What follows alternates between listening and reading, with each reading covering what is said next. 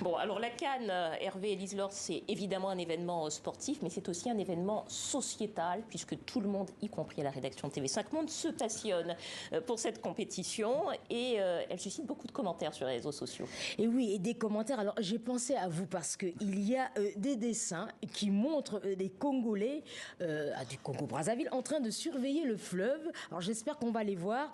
Voilà, de surveiller la montée des eaux, de voir s'il y a les poissons.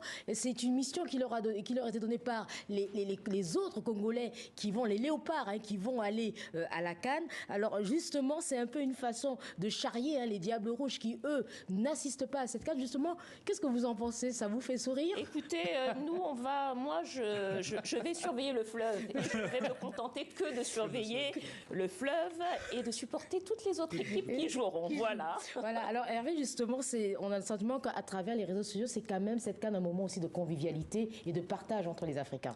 Oui, la CAN, c'est un moment de partage, de convivialité. Et puis, il faut dire qu'elle marche très bien sur les réseaux sociaux parce que sur TikTok, notamment, TikTok, la première grosse compétition TikTok, c'est la Coupe d'Afrique des Nations, je crois, celle du Cameroun, où il y a eu une vraie audience.